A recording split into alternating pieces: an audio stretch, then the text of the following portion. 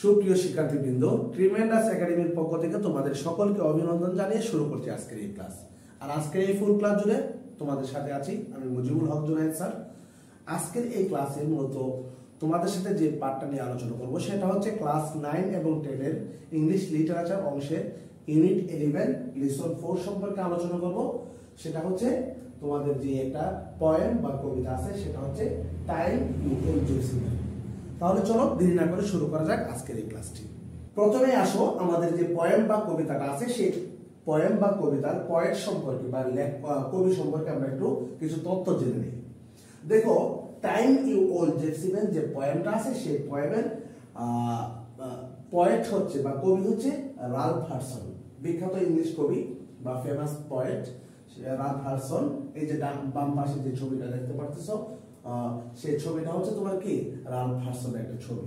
তো আমরা প্রথমে চলো দেখি যে রালফ হাডসন মূলত কত সালে জন্মগ্রহণ করেছেন। রালফ হাডসনের জন্ম হচ্ছে বার্থ 9 সেপ্টেম্বর 1871। 1871 সালে 9 সেপ্টেম্বর রালফ হাডসন কি করেন, জন্মগ্রহণ করেন। আর তার মৃত্যু হচ্ছে 3 নভেম্বর 1962। 1962 সালে 3 নভেম্বর রালফ হাডসন কি করছেন, তোমার মৃত্যুবরণ করেন।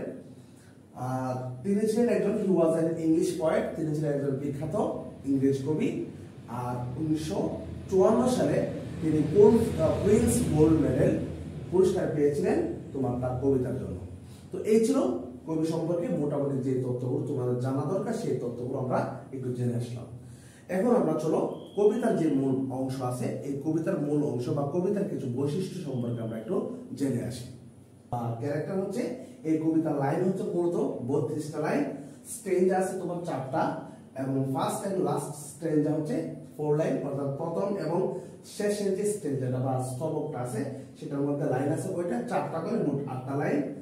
সেকেন্ড এন্ড থার্ড স্ট্রেঞ্জা অর্থাৎ দ্বিতীয় এবং তৃতীয় যে স্তবক আছে, প্রথম যে দ্বিতীয় এবং তৃতীয় স্তবকে তোমার লাইন আছে 12টা করে, মোট 24টা লাইন। এই হচ্ছে 4 আর 8 আর 12 24, এই হচ্ছে টোটাল তোমার 32 লাইন। তো প্রত্যেক কবির লেখার একটা স্টাইল থাকে, প্রত্যেকজন কবির কি থাকে, কবিতা লেখার একটা ধরন থাকে। তো রালফ হাডসনের যে কবিতাটা আছে, এই কবিতা টাইম ইউ উইল জুসি এই কবিতার মধ্যে মূলত 32টা লাইন আছে। প্রথম স্ট্রেঞ্জা বা স্তবক আছে কয়টা, 4টা, এবং প্রথম এবং লাস্ট স্ট্রেঞ্জা বা স্তবকের মধ্যে 4টি করে, মোট 8টি লাইন আছে, এবং দ্বিতীয় এবং তৃতীয় স্ট্রেঞ্জার মধ্যে 12টি করে, মোট 24টা লাইন আছে। তো এটা ছিল আমরা কবিতা সম্পর্কে কবিতার কিছু ইনফরমেশন জানলাম। আমরা এখন সরাসরি যে কবিতাটা আছে ওই কবিতার প্রত্যেকটা কবিতার শাব্দিক অর্থ এবং প্রত্যেকটা অংশের ব্যাখ্যা, আমরা সহজ ব্যাখ্যা আমরা জেনে নেব। তাহলে চলো আমরা এই মূল কবিতায় প্রবেশ করি, বা মূল কবিতাটা কি লিখছে সেই সম্পর্কে আমরা একটু জেনে আসি। এই কবিতাটা হচ্ছে টাইম ইউ উইল জুসি। এই কবিতার মধ্যে মূলত সময়কে কবি কিসের সাথে, বৃদ্ধ এক যাযাবরের সাথে কি করছে, তুলনা করছে। দেখো, জেপসি ম্যান শব্দের অর্থ হচ্ছে যাযাবর। জেপসি শব্দের অর্থ হচ্ছে কি, যাযাবর। আর ওল্ড শব্দের অর্থ তোমরা জানোই, বৃদ্ধ যাযাবর। এখন প্রশ্ন হইতে পারে যে স্যার, এই কবিতাকে কবি সময়কে কেন বৃদ্ধ যাযাবরের সাথে তুলনা করছে? দেখো, বৃদ্ধ যাযাবর বলতে কাদেরকে বুঝো তুমি? আমাদের দেশে যে বেদে সম্প্রদায় আছে তারা তো তোমরা হয়তো তাদের সবাইকে চিনো, তাদেরকে মূলত যাযাবর বলা হয়।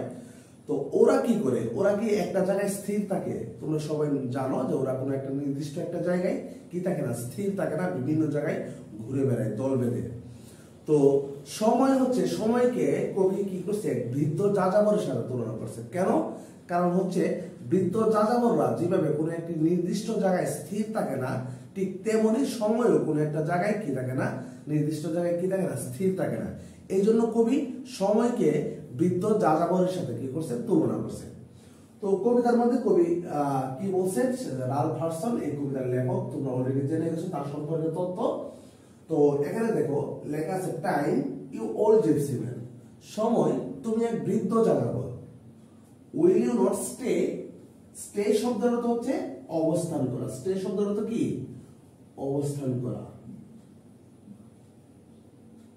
উইল ইউ নট স্টে, তুমি কি থামবে না বা অবস্থান করবে না, থামবে না পুট আপ ইউর কারাভান। এখানে এই কারাভান শব্দের অর্থ হচ্ছে কাফেলা। কারাভান শব্দের অর্থ কি? কাফেলা।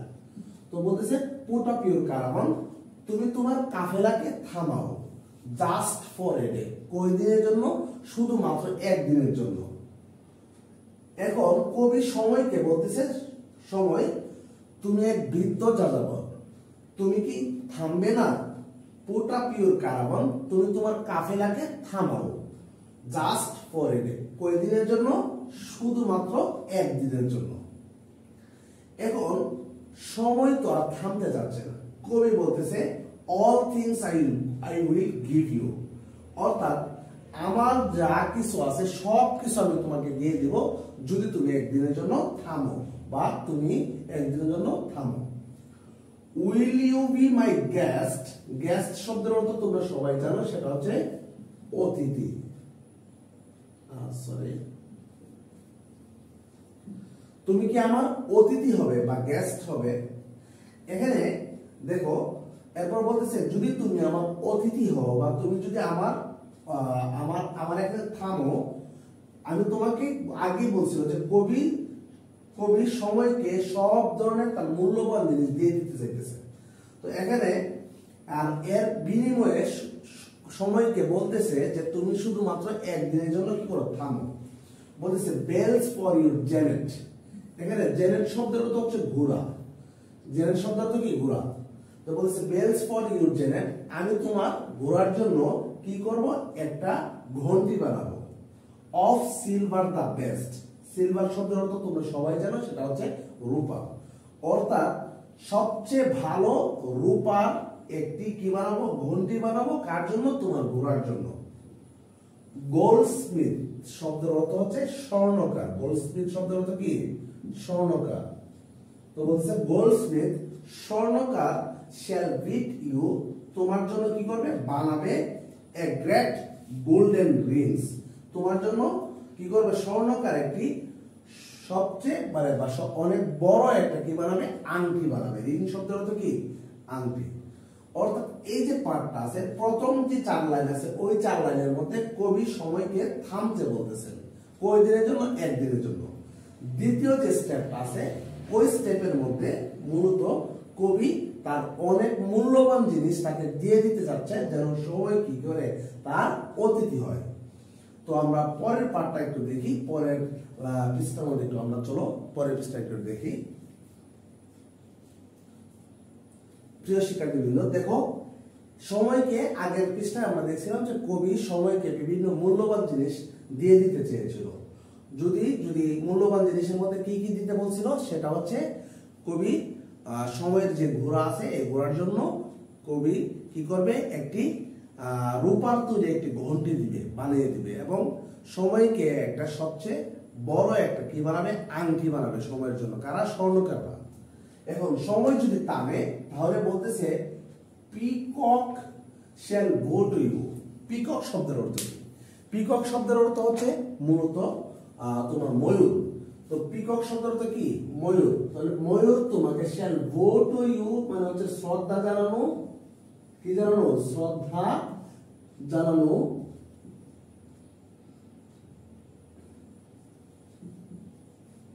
শ্রদ্ধা জানানো অথবা তাকে কি জানানো? সংবর্ধনা দেওয়া বা অভ্যর্থনা জানানো।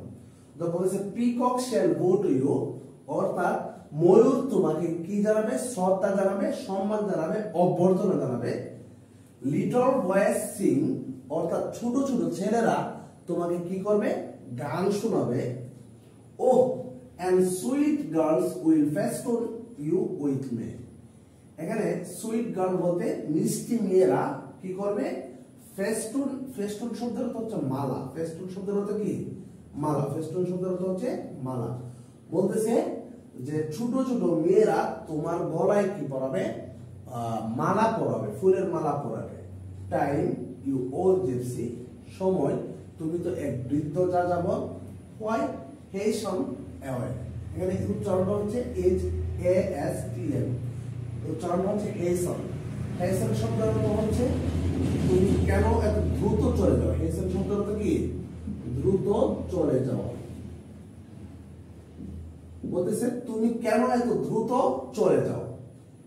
এখন এই যে পার্টটা আছে, দ্বিতীয় যে স্টেজ আছে, এখানে কবি সময়কে বিভিন্ন মূল্যবান জিনিস দিয়ে থামানোর চেষ্টা করতেছিল।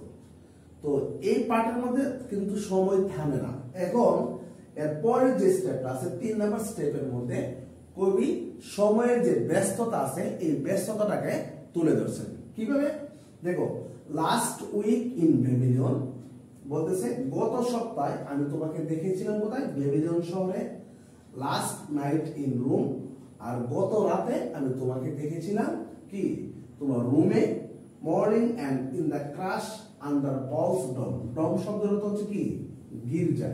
ডম শব্দের অর্থ হচ্ছে গির্জা। অর্থাৎ তোমার গত মানে সকালে আমি তোমাকে দেখেছিলাম পলস এর গির্জার নিচে মানুষের ভিড়ে তোমাকে আমি কি করেছিলাম? দেখেছিলাম। Under Paul's dial. এখন ডায়াল শব্দের অর্থ হচ্ছে ঘড়ির কাঁটা। ডায়াল শব্দের অর্থ কি? ঘড়ির কাঁটা। বলতেছে ঘড়ির কাঁটার নিচে তোমাকে আমি দেখেছিলাম। You tighten your rein. Rein শব্দের অর্থ হচ্ছে তোমার কি করা? মানে লাগাম টেনে ধরা। অর্থাৎ সময় কবি বলতেছে ইউ টাইটেন ইউর রেইন, তুমি তোমার কি করো? মানে তোমার লাগাম টেনে ধরো। অনলি এ মুভমেন্ট, শুধুমাত্র এক মুহূর্তের জন্য। তাহলে আগের যে পার্ট আছে প্রথম স্টেপের মধ্যে, প্রথম স্টেজের মধ্যে কবি কি বলেছিলেন? সময়কে বলছিলেন একদিনের জন্য থামতে। আর এখন তৃতীয় স্টেপে আসা কবি শুধুমাত্র সময়কে বলতেছে এক মুহূর্তের জন্য থামতে। তো আমরা এরপরের পার্টটা একটু দেখি, সেই পার্টের মধ্যে কি আলোচনা করছে। দেখো, ওয়ান্স এগেইন বলতেছে তুমি শুধুমাত্র এক মুহূর্তের জন্য থামো। এন্ড অফ ওয়ান্স এগেইন, তুমি আবার তোমার যাত্রা শুরু করো। অফ টু সাম সিটি, অন্য কোন শহরে। নাও ব্লাইন্ড ইন দ্য ওম। ওম শব্দের অর্থ হচ্ছে গর্ভাশয়। ওম শব্দের অর্থ কি? গর্ভাশয়। বা তোমার কি বলতে পারো? জরায়ু বলতে পারো। বলতেছে ওম শব্দের অর্থ কি? জরায়ু। আর ব্লাইন্ড শব্দের অর্থ কি? অন্ধ। বলতেছে নাও ব্লাইন্ড ইন দ্য ওম, অর্থাৎ কি? অন্ধ তো এখন কোথায়? গর্ভাশয়ে। অফ টু অ্যানাদার, অন্য কোথাও যাও। Ira that's in the Tom, যেখানে তোমার কি বলতেছে? Ira that's in the Tom. Tom শব্দের অর্থ হচ্ছে কবর বা সমাধি। টম শব্দের অর্থ কি? কবর বা সমাধি। বলতেছে অন্য কোন শহরে, অন্য কোথাও যাও, কারণ হচ্ছে অথবা অন্য কোন, এখানে কি বলছে? Era that's in the tomb, অথবা কবর যাত্রায় একটা কথা বলছে। Time you old gypsy man, সময় তুমি তো এক বৃদ্ধ যাযাবর। উইল ইউ নট স্টে, তুমি কি থামবে না? পুট আপ ইউর ক্যারাভান, তুমি তোমার কাফেলাকে থামাও। জাস্ট ফর এ ডে, কয়দিনের জন্য? শুধুমাত্র একদিনের জন্য। তো আমরা এই কবিতার মধ্যে মূলত কবি সময়ের যে গুরুত্ব আছে সেই গুরুত্বটা মূলত তুলে ধরছেন। প্রিয় শিক্ষার্থীবৃন্দ, এতক্ষণ আমরা মূলত কবিতা সম্পর্কে এবং কবির পরিচয় সম্পর্কে আমরা এতক্ষণ আলোচনা করছি। এখন আমরা প্রায় ক্লাসের শেষ পর্যায়ে এসে পড়ছি। আমরা এখন এই কবিতার যে সামারি বা থিম যেটাই বলো না কেন, ওই কবিতার থিম বা সামারিটা আমরা একটু জেনে আসি। এটা ভালো করে তোমরা খাতায় উঠে কি করবা? শিখবা। কারণ হচ্ছে এটা যদি তোমাদের জানা থাকে তাহলে ভালো করে যদি বুঝতে পারো, তাহলে তোমাদের যে কোনো প্রশ্ন করা হোক না কেন তোমরা ইনশাআল্লাহ ভালো আনসার করতে পারবে। দেখো কি লেখা আছে? In this poem time you old gypsy man, অর্থাৎ time you old gypsy man যে কবিতা আছে, এই কবিতার মধ্যে the poet Ralph Hodgson told about time, কি সম্পর্কে বলছেন? সময় সম্পর্কে বলতেছেন। হি সেড দ্যাট, তিনি এই কথা বলেছেন যে নেভার টাইম নেভার স্টেজ, সময় কখনো কি করে না? থামে না। এরপর বলছে ইট অলওয়েজ রানস, এটা সবসময় দৌড়াতে থাকে এবং দৌড়াতে থাকে। ফর দিস, এই জন্য হি নেমস দ্য টাইম, এই জন্য সময়কে তিনি কি করেছেন? নামকরণ করেছেন কি সম্পর্কে? কি হিসেবে? ওল্ড জিপসি ম্যান, এক বৃদ্ধ যাযাবর বলে কি করেছেন? সম্বোধন করেছেন। টু স্টপ দ্য টাইম, সময়কে কি করার জন্য? থামানোর জন্য। হি অফার্ড দ্য টাইম, সে সময়কে কি করছে? Things such as belt for its জেনেট of the best silver, অর্থাৎ সময়কে থামানোর জন্য কবি কি করতেছেন? অর্থাৎ তাকে বিভিন্ন জিনিস অফার করছেন, তাকে দিয়ে দিতে চেয়েছিলেন। ফর এক্সাম্পল সাচেস, যেমন কি বলতেছে? তার ঘোড়ার জন্য কি মানে অর্থাৎ রূপার সবচেয়ে ভালো রূপার তৈরি কি একটা গন্ঠি বানিয়ে দিতে চেয়েছিলেন। আর কি বানিয়ে দিতে চেয়েছিলেন বলতেছে a big golden Rings it is, একটা বড় স্বর্ণের একটা আংটি তৈরি করে দিতে চেয়েছিলেন। হি টোল্ড টাইম, সে সময়কে আরো বলেছিল দ্যাট পিকক্স উইল গো, অর্থাৎ ময়ূর তাকে কি জানাবে, অভ্যর্থনা জানাবে বা সম্মান জানাবে। তারপর little boys will sing song, ছোট ছোট ছেলেরা কি করবে, তাকে গান শোনাবে। এবং sweet girls will festoon the time with May, বলতেছে ছোট ছোট মিষ্টি মেয়েরা তাকে কি করবে, তার গলায় মালা পরাবে। হি রিকোয়েস্ট দ্য টাইম, সে সময়কে কি করছে, অনুরোধ করে বলছিল to put up its caravan, সে যেন তার কাফেলাকে থামায় জাস্ট ফর ওয়ান ডে, শুধুমাত্র একদিনের জন্য। But the time never stage, সময় কি করে নাই, থামে নাই, কখনোই থামে নাই। ইট পাসেস এন্ড পাসেস, সে এক জায়গা থেকে অন্য জায়গায় স্থানান্তর হতে লাগলো। Nobody can stop it's ever busy frighten কি ফ্রাইগেট ইভেন ফর এ সেকেন্ড, মানে কেউ তো তাকে শুধুমাত্র এক সেকেন্ডের জন্য কি করতে পারে না, থামাইতে পারে না। We know how precious thing is time for us, এই কবিতার মাধ্যমে আমরা জানতে পারলাম যে সময় আমাদের জন্য কত মূল্যবান একটা জিনিস। If we don't use it properly, যদি আমরা সময়কে ভালোভাবে ব্যবহার না করতে পারি, ইট উইল রান অ্যাওয়ে, এটা কি করবে, অনেক মানে সময় চলে যাবে, এন্ড নেভার কাম ব্যাক, এই সময় কখনো আর কি করবে না, ফেরত আসবে না। So we need to use the time properly, তাই আমাদেরকে সময়কে যথাযথ কি করতে হবে, ব্যবহার করতে পারবে। তো আশা করি তোমরা ক্লাসটা ভালো করে বুঝতে পারছো। তোমরা যদি এই ক্লাসটা ভালো করে তোমাদের ভালো লেগে থাকে, তাহলে অবশ্যই ইউটিউব থেকে যারা দেখতেছো অবশ্যই আমাদের এই ইউটিউব চ্যানেলটাকে সাবস্ক্রাইব করবা এবং লাইক কমেন্ট শেয়ার করবা এবং তোমাদের বন্ধুদের মাঝে অবশ্যই শেয়ার করবা। আর আরেকটা হচ্ছে, আর যারা ফেসবুক থেকে দেখতেছো, তোমাদেরকে বলবো তোমরা অবশ্যই আমাদের এই চ্যানেলটাকে, আমাদের ফেসবুক পেজটাকে যারা এখনো ফলো করো নাই তারা অবশ্যই ফলো করবা। দেখা হবে পরবর্তী ক্লাসে, সেই পর্যন্ত ভালো থাকো, আল্লাহ হাফেজ।